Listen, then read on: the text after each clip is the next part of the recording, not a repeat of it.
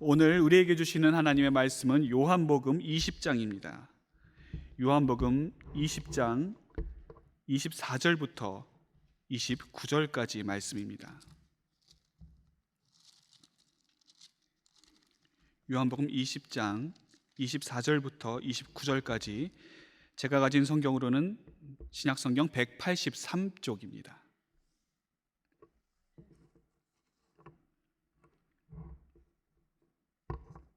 요한복음 20장 24절부터 29절까지 저와 여러분이 한 절씩 교독하시고 마지막 절은 함께 봉독하겠습니다. 12 제자 중에 하나로서 디두모라 불리는 도마는 예수께서 오셨을 때 함께 있지 아니한지라.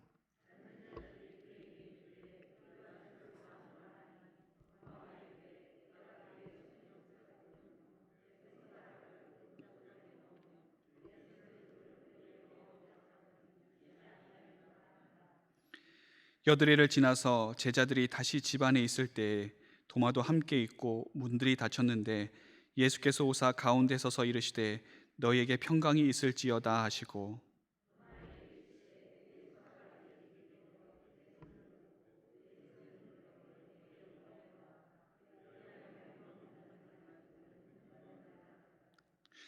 도마가 대답하여 이르되 나의 주님이시요 나의 하나님이시니이다. 예수께서 이르시되 너는 나를 본고로 믿느냐 보지 못하고 믿는 자들은 복되도다 하시니라. 아멘. 여러분, 우리 예수님께서 부활하셨습니다. 우리 예수님의 부활 이 소식은 우리 믿는 자들에게 있어서 너무나도 기쁜 소식입니다. 왜냐하면 예수님의 부활에 우리의 참 소망이 있기 때문입니다.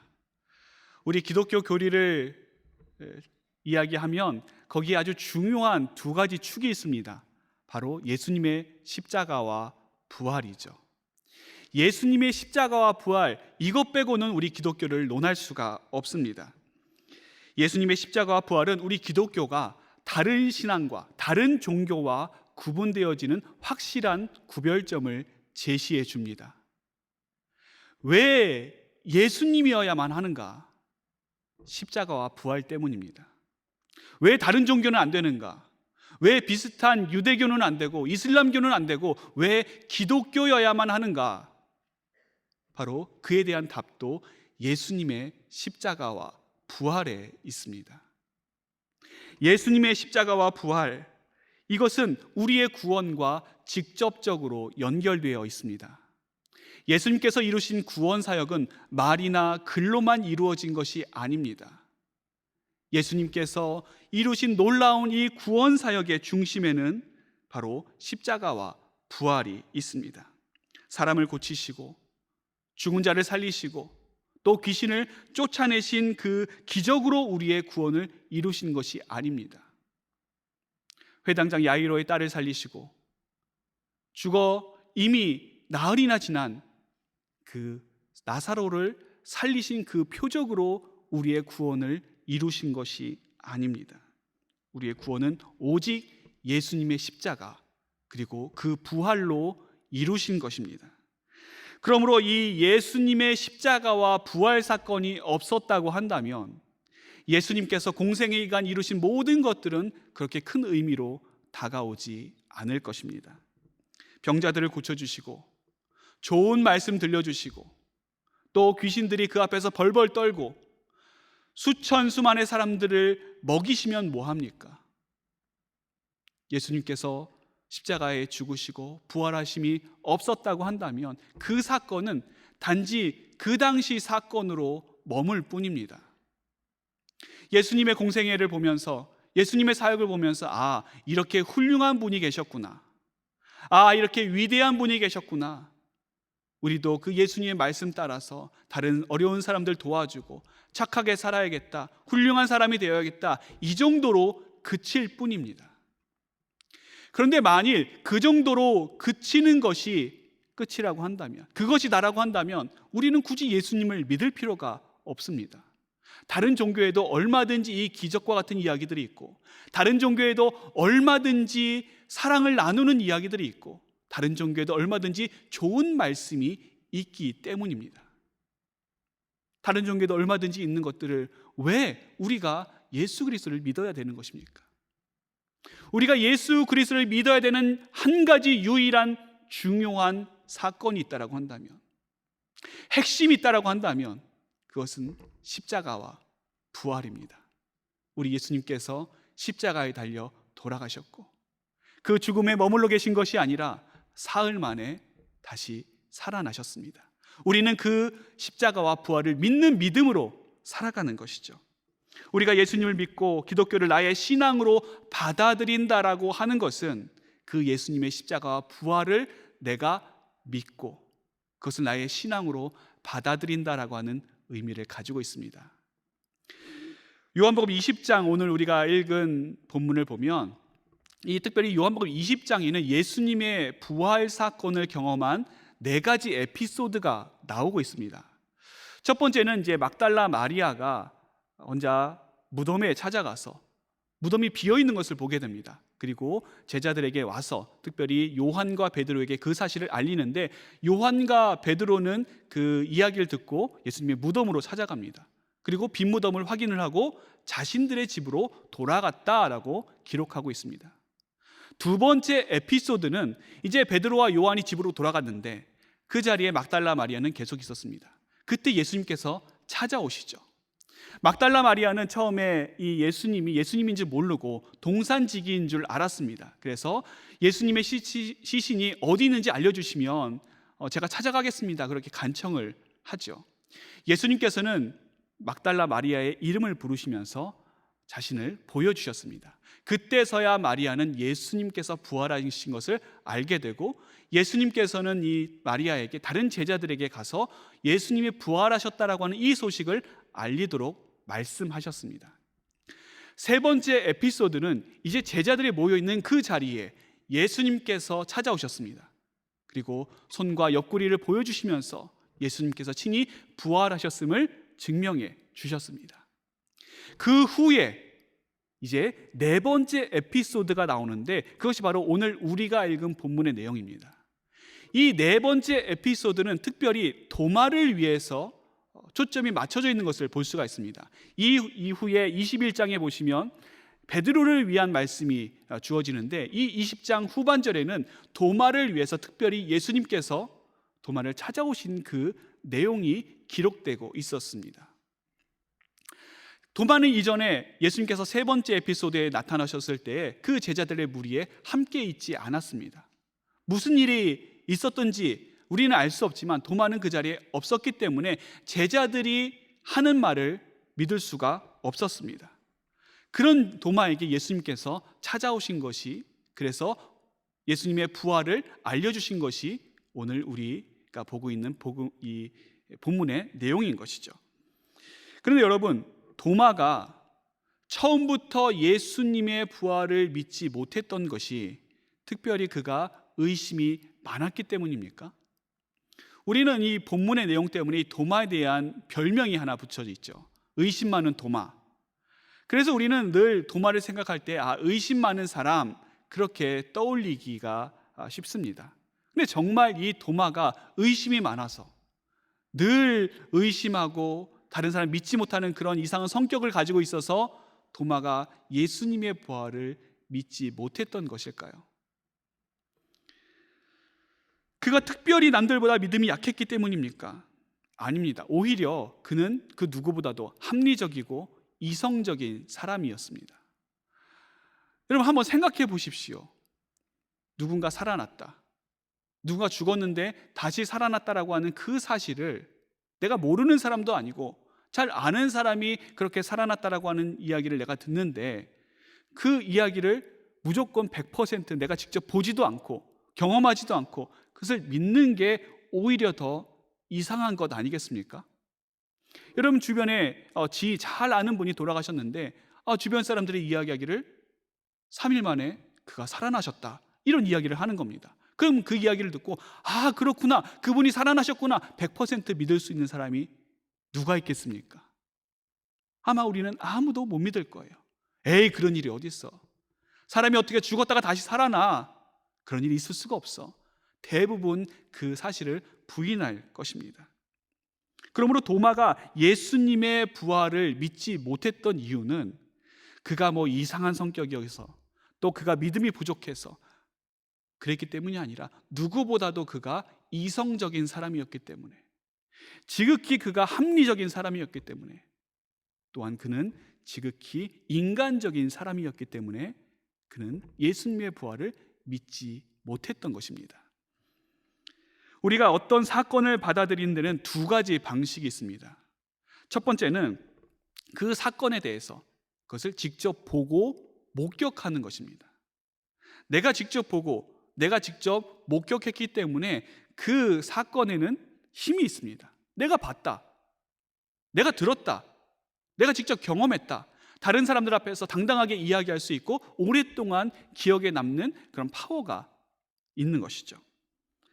내 부모님이 나의 부모님이다 라고 하는 것을 우리가 받아들일 때 이 방법은 두 번째 방법을 사용합니다. 첫 번째 방법은 직접적인 경험의 방법이라고 한다면, 두 번째 방법은 간접적인 방법이죠. 이 간접적인 방법은 어떻게 받아들이는가? 믿음으로 받아들이는 것입니다. 믿음으로 받아들이는 거예요. 내 부모님이 나를 낳으셨다. 내가 CCTV를 확인했습니까? 아니면 유전자 검사를 내가 받았습니까? 그런 거 아니거든요. 우리 아버지께서, 우리 어머니께서 나를 낳으셨다라고 하는 그 말을 내가 간접적으로 들은 그것을 내가 믿는 것이죠. 그 믿음으로 우리는 우리 부모님이 나의 부모님이다 라고 하는 것을 믿고 살아가는 것입니다.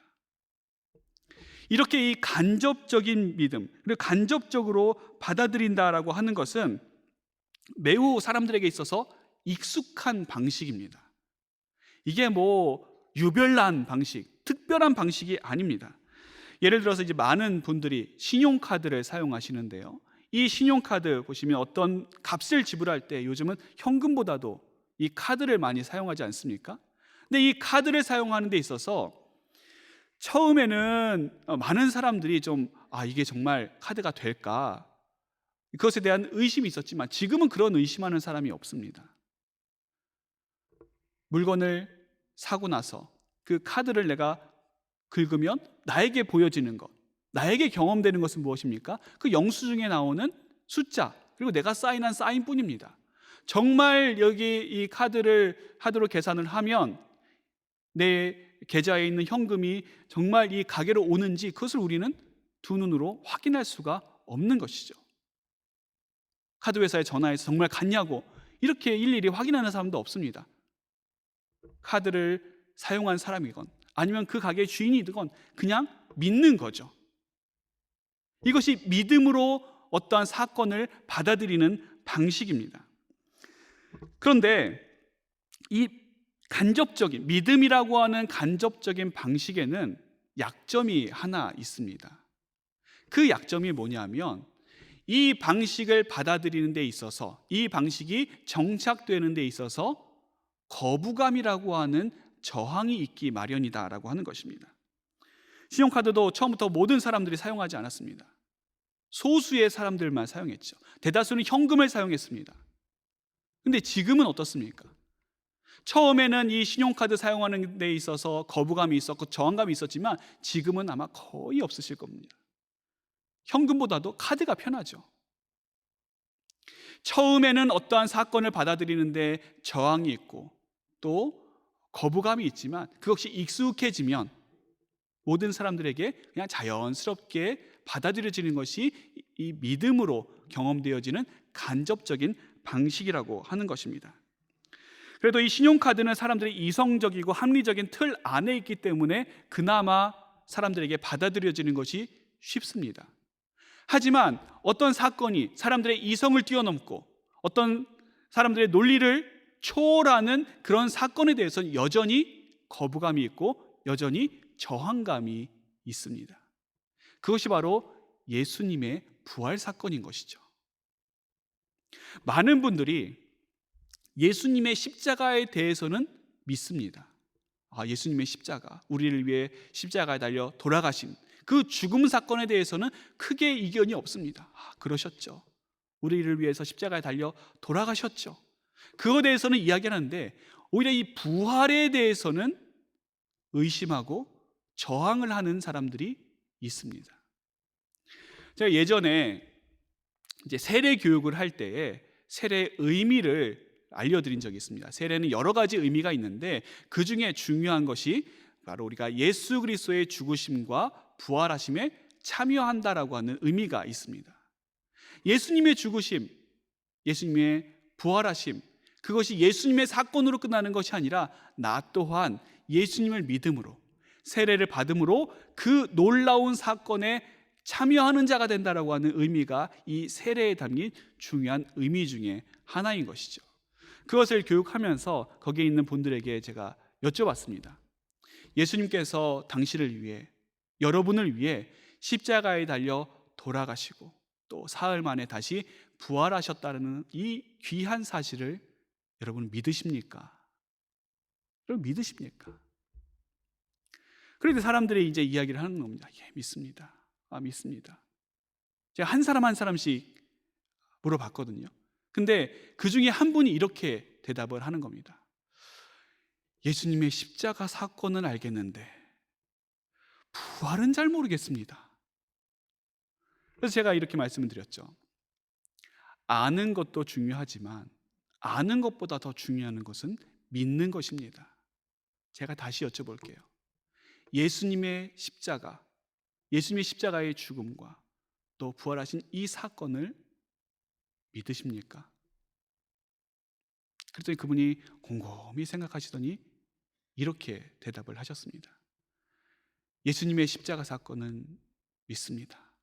그런데 부활은 아직도 잘 모르겠습니다. 아니 어떻게 세례를 받으면서 세례를 받는다고 한 사람이 이렇게 믿음이 없을 수가 있나?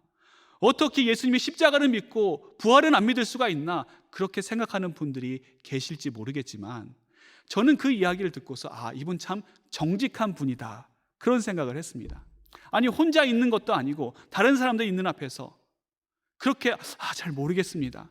믿는 건 믿는데 모르는 건 잘 모르겠습니다. 이렇게 대답하는 게 여러분 쉬운 일은 아니지 않습니까? 근데 그분은 그래도 대부분의 사람들이 그래도 목사님 앞이면 믿습니다. 그냥 안 믿어도 그렇게 이야기하고 다 대부분 이야기할 텐데 이분은 그래도 소신 있게 자기의 이야기를 한 것을 보고 그래도 이분은 참 정직한 분이다 그렇게 생각한 적이 있습니다. 이처럼 예수님의 십자가 사건, 이 십자가 사건은 엄밀히 따지면 보통 사람들이 예수님의 부활에 대해서 십자가 사건은 믿지만 부활에 대해서는 의심하는 것이 당연한 것입니다. 그것이 믿음이 없는 것이 아니라 정상이죠. 왜냐하면 이 예수님의 부활 사건은 우리의 이성과 우리의 논리와 우리의 합리를 뛰어넘는 초월하는 사건이기 때문입니다. 우리뿐만이 아니라 예수님의 제자들 또한 처음에는 잘 믿지 못했습니다. 성경에 보면 예수님의 부활 소식에 대해서 사람들이 의심하는 기록들이 계속 나오는데 그 이유는 그만큼 그들도 예수님의 부활을 믿지 못했기 때문입니다.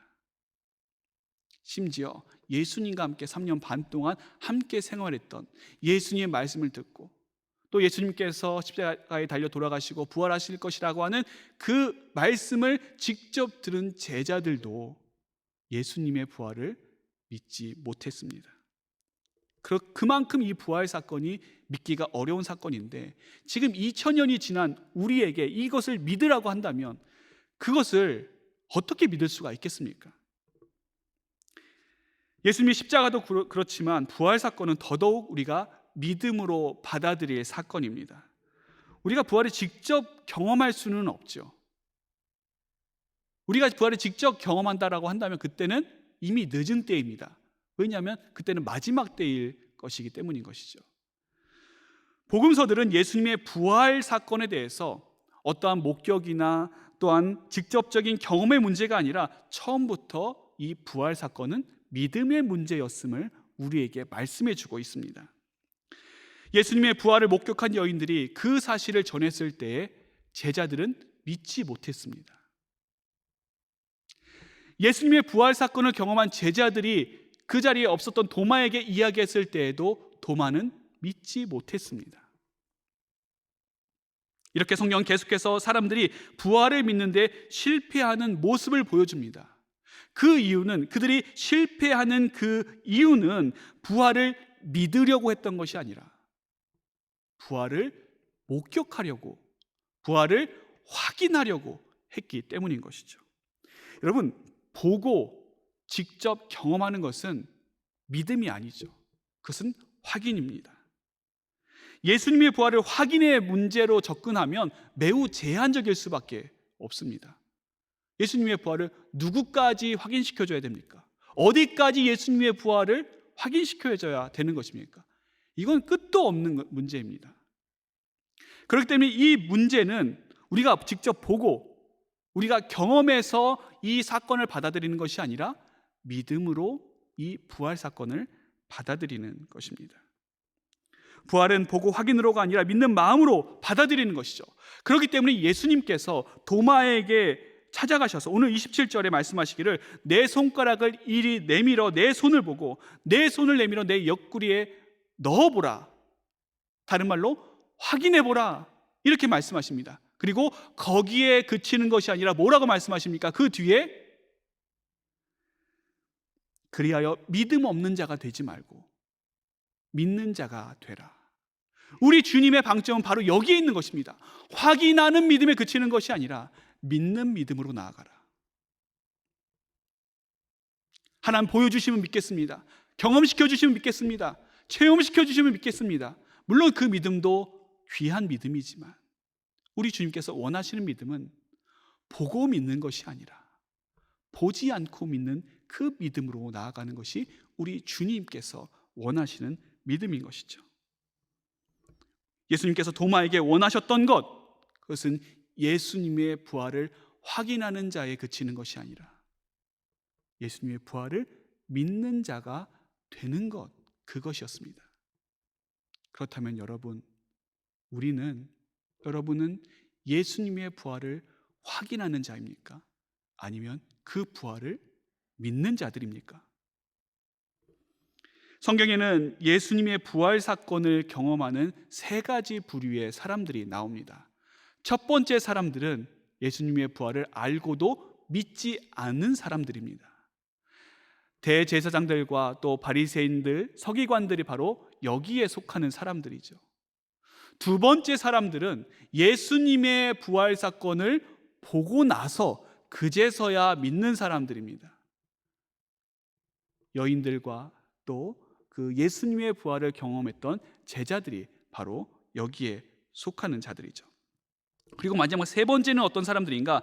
예수님의 부활을 보지 않고 믿는 사람들입니다. 이 도마 이후에 예수님의 부활을 목격한 사람은 없습니다. 그러나 사람들은 예수님의 부활을 믿습니다. 여기서 중요한 것은 예수님의 부활을 알았느냐 몰랐느냐가 아니라 예수님의 부활을 직접 눈으로 목격했느냐 목격하지 못했느냐가 아니라 정말 중요한 것은 예수님의 부활을 믿느냐 믿지 않느냐인 것입니다. 아무리 많이 보고 아무리 많이 알고 아무리 많이 경험했어도 믿지 않으면, 믿음이 없으면 그것은 아무 소용이 없는 것이죠. 그렇기 때문에 우리는 이 예수님의 부활에 대해서 확인하는 자에 그치는 것이 아니라 믿는 자가 되어야 하는 것입니다. 그런데 여기에 아주 심각한 문제가 있습니다. 그 심각한 문제가 무엇인가? 믿고 싶은데 이 믿음이 우리 마음대로 잘 되지 않는다라고 하는 것입니다. 믿고 싶죠. 예수님의 부활 의심하고 싶은 사람이 어디 있겠습니까? 나도 믿고 싶은데 안 믿어지는 거예요. 안 믿어지는 거예요. 믿어지지 않는 겁니다. 어떻게 예수님의 부활을 믿을 수가 있는가? 자꾸 의심이 들고 자꾸 의욕이 생기고 불신하게 되는 것 아니겠습니까? 아무리 노력해도 믿어져야 믿죠. 안 믿어지는데 어떻게 하겠습니까? 여러분, 사실로 밝혀지면, 예수님의 부활이 사실로 밝혀지면 믿을 수 있습니까? 물론 그러면 믿는 사람은 많아질 것입니다. 하지만 그렇다고 사실로 드러난다고 해서 모든 사람이 다 믿는 것은 아닙니다. 왜냐하면 사람은 사실이어서 믿는 것이 아니라, 진실이어서 믿는 것이 아니라 자기가 믿고 싶은 것을 믿기 때문이 그렇습니다. 우리가 많이 경험해 보잖아요. 사실인데, 뻔히 드러나는 진실인데 사람들은 믿지 않습니다. 왜요? 내가 믿고 싶은 것을 믿기 때문에 그런 것이죠. 부활 사건도 마찬가지입니다. 사실로 과학적으로 정확하게 이것이 밝혀졌다 한들 이것을 모든 사람이 다 믿는 것은 아니죠. 믿는 사람은 믿고, 여전히 믿지 않는 사람들은 그 부활 사건을 부인하고 믿지 않는 그 가운데 거하게 되는 것입니다. 그럼 어떻게 믿을 수 있습니까?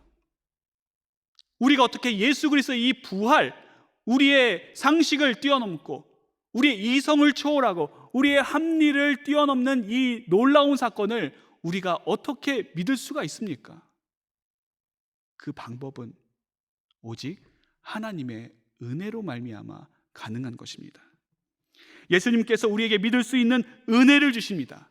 그리하여 우리로 하여금 믿는 자가 되게 하시는 것입니다. 여러분, 여러분의 믿음을 한번 생각해 보십시오. 여러분이 예수님의 부활을 믿게 된 것, 100% 예수님의 부활이 사실로 드러났기 때문입니까? 아니에요. 예수님의 부활을 여러분이 직접 목격하셨기 때문에 여러분이 예수님의 부활을 믿는 것입니까? 그렇지 않습니다. 그냥 믿어지는 거예요. 남들은 죽어도 안 믿어진다고 하는데, 남들은 못 믿겠다고 하는데 나는 이상하게 믿어지는 겁니다. 나는 힘이 전혀 들지 않아요. 믿는데. 어떻게 그럴 수 있습니까? 우리 주님께서 그 믿음을 주시는 것이죠. 그것이 아니면, 이 놀라운 하나님의 은혜가 아니면 우리는 이 놀라운 믿음 사건을 설명할 수가 없습니다. 예수님께서는 예수님의 부활을 목격하지 못했기 때문에 믿지 아니했던 도마에게도 찾아오셨습니다. 그리고 그가 전에 제자들 앞에서 당당하게 이야기했던, 내가 직접 그 손에 못자국을 보며 그 못자국에 나의 손가락을 집어넣으며 그 옆구리 내 손을 넣어보지 않고서는 나는 절대 믿지 않겠다라고 했던 그 도마의 모든 요구를 우리 주님께서 다 들어주셨습니다. 카라바조라고 하는 화가가 그린 의심하는 도마라는 그림이 있습니다. 이 그림을 보면 이상한 장면이 나오는데, 이 그림에서 독특한 것이 무엇인가 하면 예수님께서 이제 그 부활하신 몸으로 도마 앞에 나타나셨습니다. 그리고 도마에게 하신, 도마가 전에 이야기한 그 말씀을 가지고 직접 예수님께서 도마의 손가락을 잡고 본인의, 예수님의 구멍난 옆구리에 집어넣는 그 장면이 나오는데, 그 장면을 보면 오히려 당사자인 도마는 당황하는 모습이 역력합니다. 아, 이래도 되나? 너무 죄송한데, 이런 모습이 드러나고, 오히려 예수님께서 그 손을 잡으시고 본인의 옆구리에 적극적으로 집어넣는 그 장면을 볼 수가 있습니다. 그걸 보면서 우리는 어떤 마음이 드는가? 주님의 마음을 느낄 수가 있는 것이죠. 도마야, 이렇게 해서라도 믿음 없는 자가 되지 말고 믿는 자가 되었으면 좋겠다. 우리 주님의 그 놀라운 사랑, 우리 주님의 그 놀라운 은혜, 그것이 그 그림에 고스란히 보여지는 것을 알 수가 있는 것이죠. 여러분, 도마가 어떻게 믿게 되었습니까? 그가 부활하신 예수님을 발견해서 믿게 된 것이 아니죠.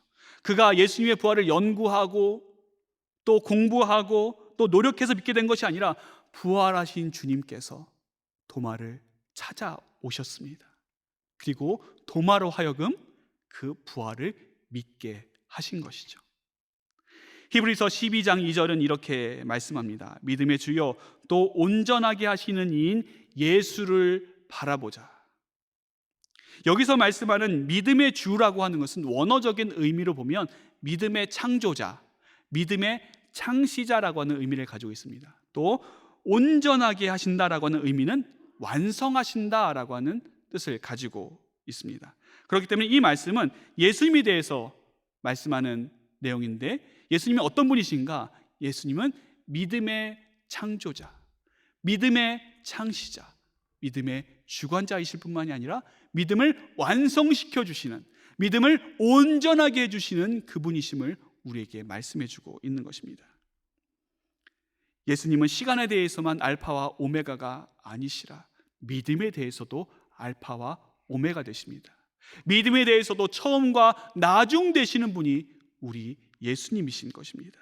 그 예수님께서 오늘도 우리를 믿는 자가 되게 하십니다. 많은 분들이 잘못 생각하는 것이 있습니다. 만일 내가 예수님 시대로 돌아간다면, 타임머신을 타고 예수님 시대로 간다면, 그래서 예수님께서 하신 말씀을 듣고, 직접 듣고 예수님을 보고 그 놀라운 기적 사건을 내가 경험하고 예수님의 십자가와 부활을 내 눈으로 목도한다면 나의 믿음이 더 좋아질 텐데, 내가 더 복된 사람이 될 수 있을 텐데, 그렇게 생각하는 분들이 있습니다만, 그런데 오늘 주님께서는 도마에게 말씀하시죠. 너는 나를 본고로 믿느냐? 보지 않고 믿는 자가 복되도다. 도마 이후의 사람들은 예수님의 부활을 직접 경험해서 믿은 것이 아니라 비록 보지는 못했지만 그 사실을 믿었습니다. 예수님의 부활이 논리적으로, 과학적으로, 합리적으로 그렇게 증명되었기 때문에 그것을 믿은 것이 아니라 믿음의 주요, 우리를 온전케 하시는 그 예수 그리스도의 은혜에 힘입어 우리에게 믿음을 주시는 주님께서 그의 사랑하는 자들에게, 그의 택하신 자들에게, 하나님께 아버지께서 맡기신 그 자들에게 믿음을 주심으로 믿게 된 것입니다. 그러므로 그 자들이 복된 자들입니다. 그 예수님께서 말씀하신 복된 자들이 바로 오늘 믿는 우리들인 것이죠. 주님께서는 오늘도 우리가 믿는 자가 되게 하시는 은혜를 주십니다. 그 은혜로 말미암아 오늘도 우리로 하여금 예수님의 부활을 누리며 영생의 삶을 살게 하십니다. 그 놀라운 은혜에 감사하며 예수 그리스도의 부활을 축하하고 그 기쁨을 누리며 살아가는 우리가 되어야 할 것입니다. 기도하겠습니다. 하늘에 계신 우리 아버지여, 이름이 거룩히 여김을 받으시오며 나라의 임하옵시며 뜻이 하늘에서 이룬 것 같이 땅에서도 이루어지이다. 오늘날 우리에게 일용할 양식을 주옵시고 우리가 우리에게 죄 지은 자를 사하여 준 것 같이 우리 죄를 사하여 주옵시고 우리를 시험에 들게 하지 마옵시고 다만 악에서 구하옵소서. 대개 나라와 권세와 영광이 아버지께 영원히 있사옵나이다. 아멘.